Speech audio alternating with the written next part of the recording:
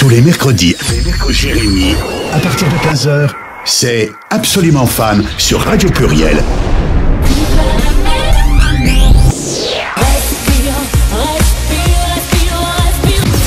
Scheim, maintenant pour vous. Alors bonjour Scheim. Bonjour.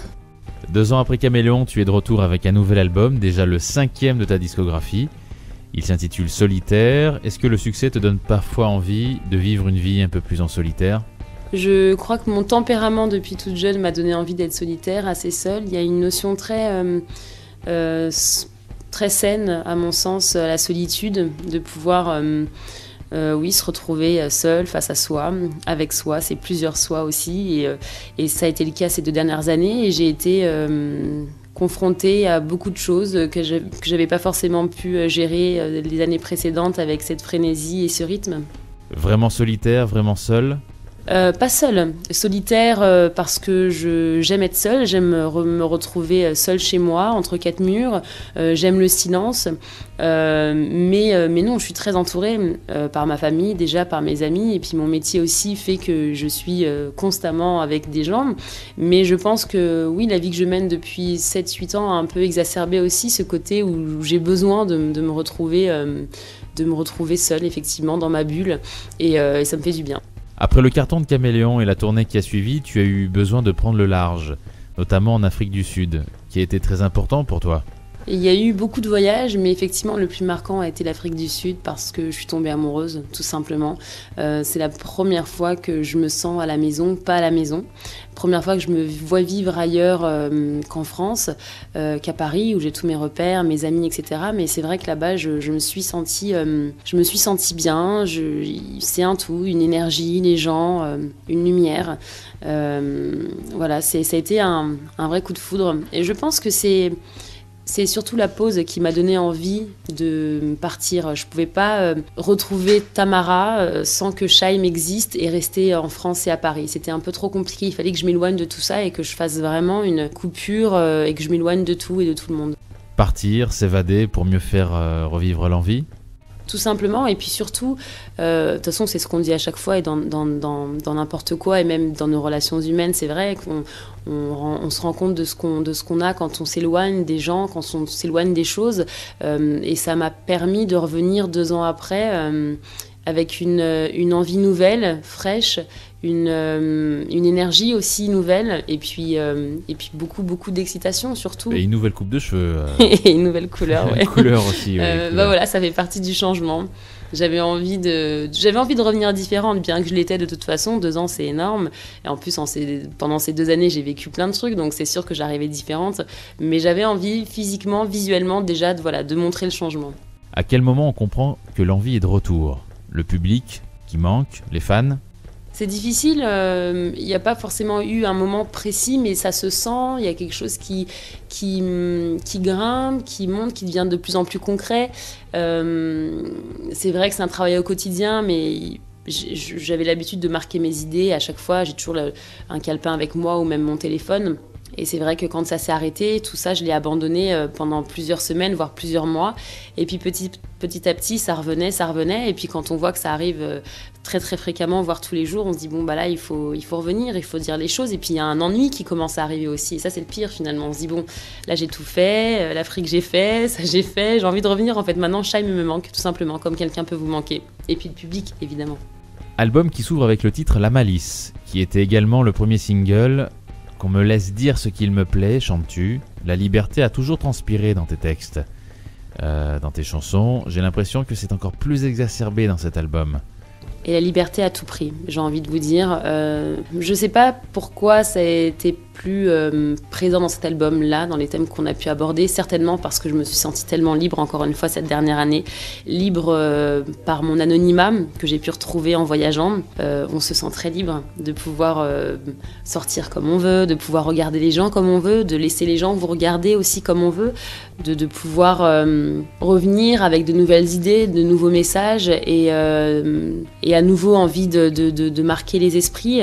Donc oui, en faisant les choses parfois différemment, différemment, des choses un peu clivantes aussi, parce que je suis pas tout le temps dans le politiquement correct, mais c'est une envie de dire que, quels que soient finalement les avis, j'ai envie que vous embarquiez avec moi, j'ai envie de vous faire comprendre les choses telles que je les ai dans ma tête, mais pour ceux qui comprennent pas, je ne me censurerai pas, c'est pas possible, je sais pas faire.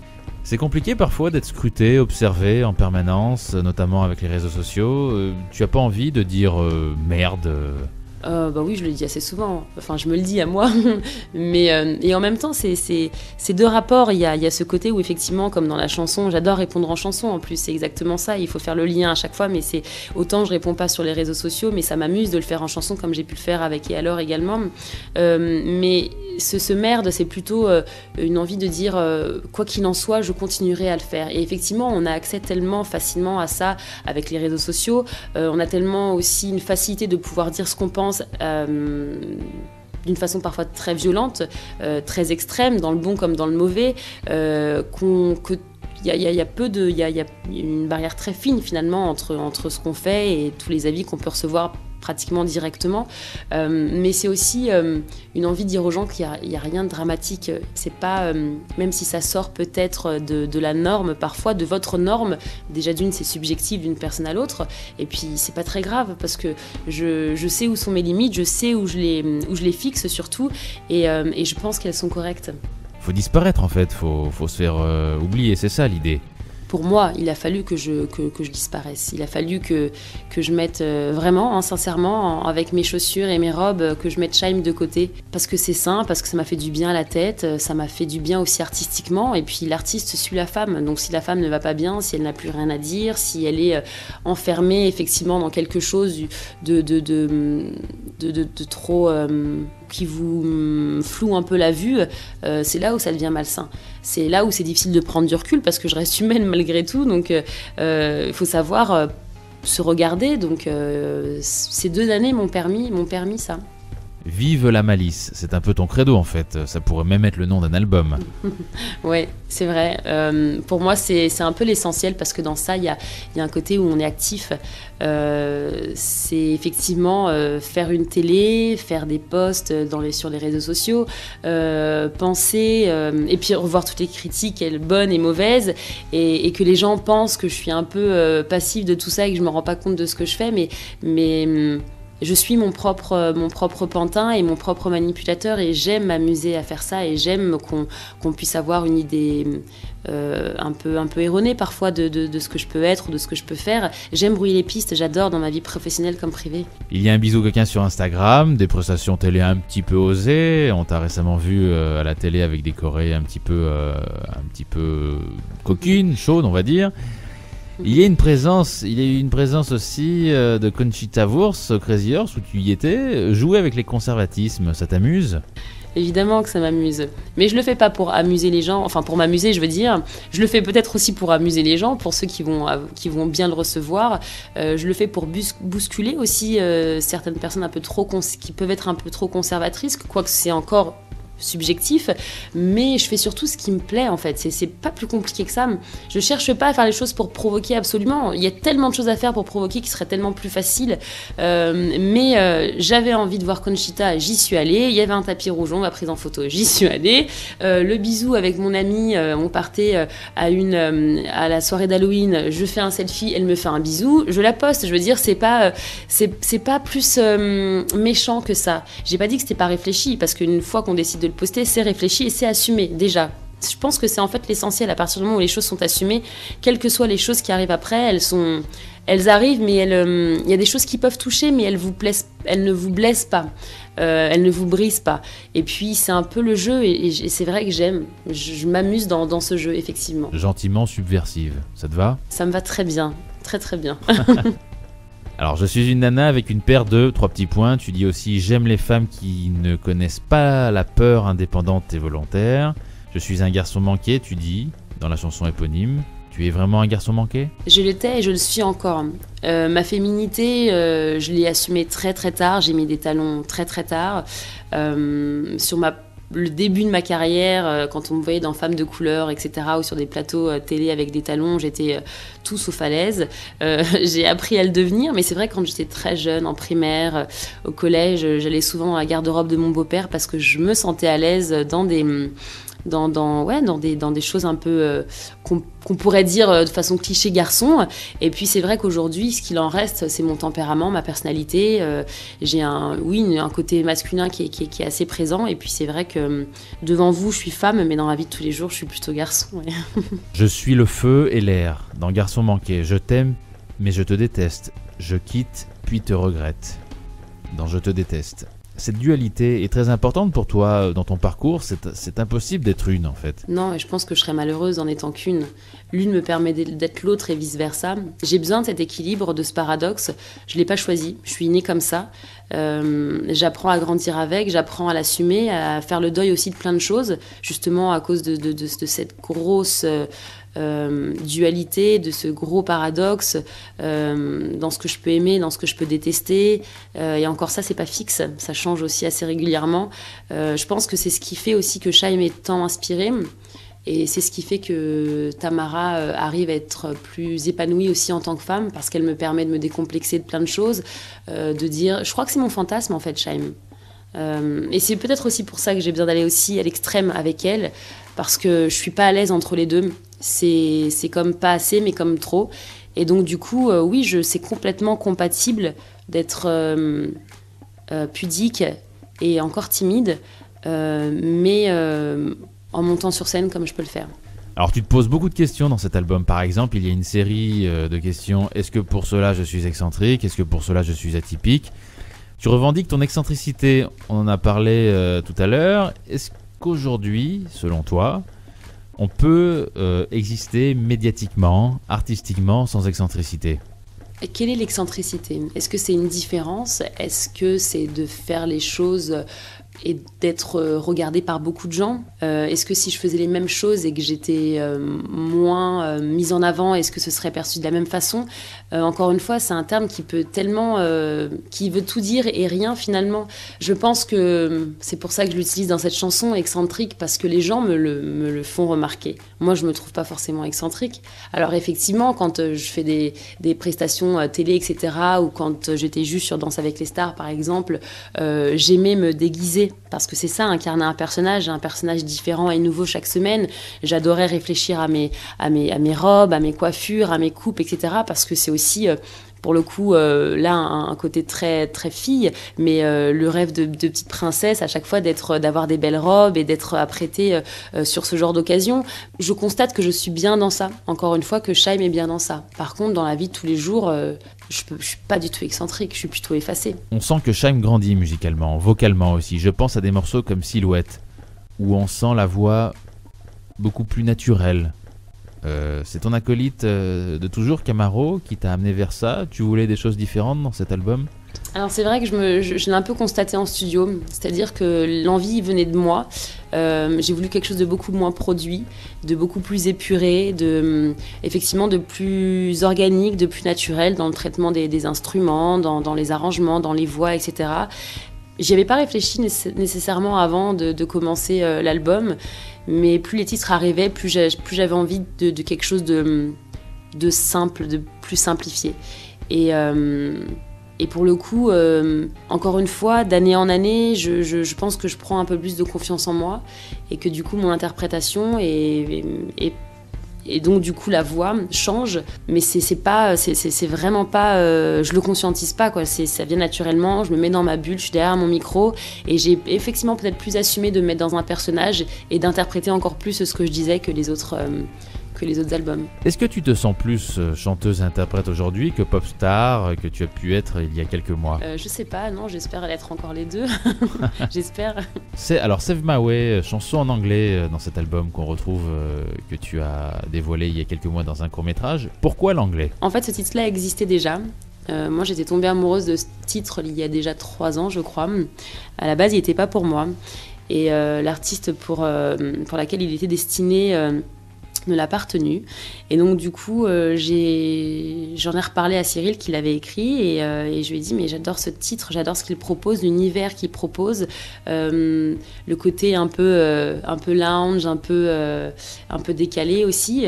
Et c'est vrai qu'au début on s'est dit bon bah pourquoi pas le réécrire en français parce que c'était pas mon envie de faire un titre ou un album en anglais. Et puis finalement ça l'a dénaturé. On a essayé, ça l'a dénaturé. Et puis j'ai dit non mais j'ai envie de le garder en anglais, c'est pas très grave, il est beau comme ça. Et puis les paroles sont pas très compliquées non plus. Et en même temps, je dis des choses qui en français auraient été trop brutes, trop crues. Je préférais le cacher derrière une langue qui n'était pas concrète pour tout le monde, parce que ce que je dis dedans, c'est assez sombre. Donc, et c'est vrai. Et donc du coup, voilà, on l'a gardé tel quel. Et puis j'ai voulu quand même le mettre en valeur. On a voulu faire un court-métrage et le faire comme je voulais. Je voulais faire du noir et blanc, j'ai fait du noir et blanc. J'ai voulu jouer la comédie, j'ai fait de la comédie.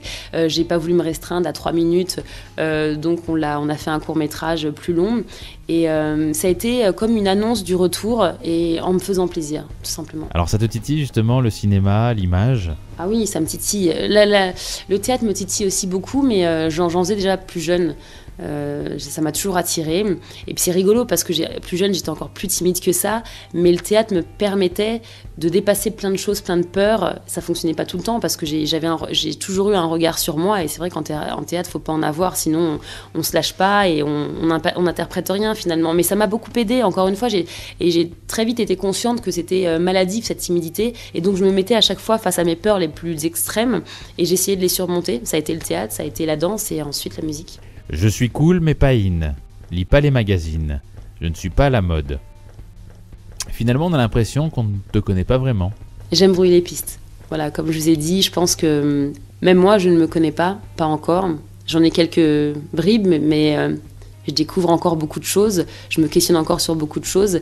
Mais je pense surtout qu'il y a beaucoup de gens qui ont une image différente de ce que je peux être en réalité. Et ça me plaît, parce que je suis consciente que je fais tout pour qu'on se trompe aussi. Tu dis ça dans la chanson Silhouette, qui est ma préférée dans l'album. Hein.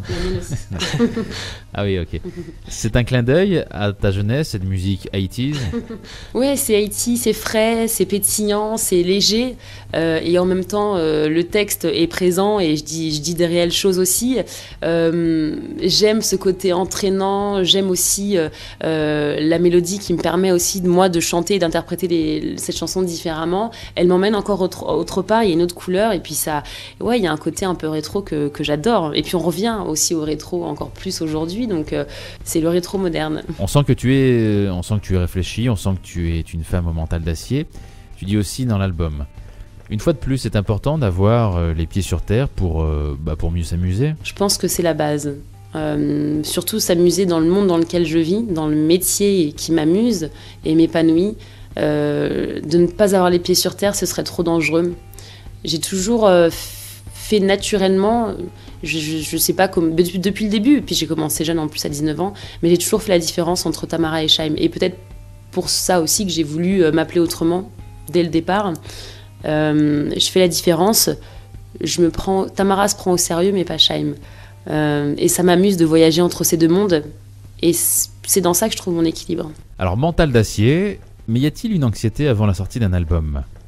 Il y a une énorme anxiété, et puis il y a un paradoxe dans tout ce que je peux dire et tout ce que je peux affirmer et assumer. C'est-à-dire qu'effectivement, je sais que je suis forte, que j'ai vraiment un mental assez solide, mais en même temps, j'ai une fragilité et une vulnérabilité qui est tout aussi forte, mais pas tout le temps, et pas dans n'importe quelle situation.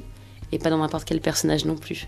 Mais évidemment, avant la sortie d'un album, et c'est en même temps ce qui est rassurant, même si j'avais pas de doute, c'est que j'ai peur comme avant, comme au premier album. C'est physique, et puis en même temps, il y a une espèce d'excitation et de hâte qui est aussi forte. Alors tu prépares ta deuxième tournée après le Chimie Tour, coup d'envoi le 27 mars à Clermont-Ferrand, avec un passage à Bercy les 17 et 18 novembre 2015. Elle va ressembler à quoi cette tournée ? Voilà, c'est un peu précoce, mais on est déjà en train de plancher dessus. Elle va ressembler à tout sauf à ce que j'ai fait, en fait, surtout. Je pense que on est parti de l'âme. Vous avez l'habitude de me voir changer et de m'entendre dire effectivement que j'aime pas rester sur des choses que j'ai déjà faites, j'aime aller là où on ne m'attend pas finalement, sans perdre les gens, au risque de les perdre quand même. Mais j'ai envie à chaque fois, mais dans tout ce que je fais en fait. Je crois que intrinsèquement, j'ai envie d'avoir plusieurs vies. Et j'ai envie d'être au pluriel réellement. Et c'est ce qui me fait à chaque fois changer dans ma vie privée et professionnelle. Ce qui me fait penser à un clip et avoir envie d'aller autre part complètement, de faire un visuel comme sur Danse avec les stars qui peut être clivant et puis bousculé, mais je sais que voilà, c'est différent de ce que j'ai fait. J'ai besoin de ça à chaque fois, de bouger. Et puis on dit que le mouvement c'est la survie, et moi ça me fait survivre. Quand tu vois autant de dates dans un agenda dans les prochains mois, ça te donne le vertige? Ah mais je les regarde pas en fait. J'ai pas le vertige, mais je ne les regarde pas, surtout parce que ça fait peur. Ça fait longtemps que j'ai quitté ce rythme et cet exercice. J'ai l'impression, encore une fois, ne serait-ce que d'être devant vous, ça fait 2 ans que je l'ai pas fait et j'ai l'impression de réapprendre. Alors on dit que c'est comme le vélo et que ça se reprend vite, mais il y a quand même, je sens que c'est plus autant naturel qu'avant. Y a-t-il une préparation physique avant une nouvelle tournée? Tellement pas. Quand je parlais de plusieurs vies, ça se traduit aussi comme ça, c'est-à-dire que j'ai eu une vie de sportive pendant 4 mois avant de reprendre l'album. Vraiment, chaque jour, je suis très excessive en fait, donc j'ai commencé la boxe comme ça parce que ça faisait plusieurs années que j'avais envie d'y aller. Et d'un cours par semaine, je suis passée à 7 fois par semaine. Et puis 5 fois autre. Enfin, voilà, je faisais du sport 2 fois par jour, tous les jours.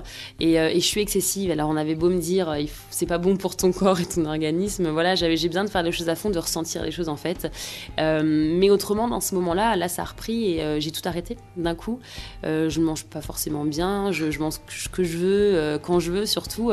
Mais c'est plutôt une préparation psychique et psychologique. Voilà, surtout de se dire effectivement que là, le planning est chargé, on revoit plus ses amis d'un coup, on revoit plus sa famille d'un coup, et puis on se concentre là-dessus, et puis surtout, on s'arme psychologiquement à toute cette machine qui reprend, et puis on le sent à travers les réseaux sociaux, dès qu'on fait une télé. J'avais plus ça depuis 2 ans, quoi. Et là, ça reprend, et ça fait du bien, en fait. Ça fait mal, mais ça fait du bien. Ça t'avait manqué? Bien sûr, évidemment. On en devient addict de tout ça. Absolument fan sur Radio Pluriel.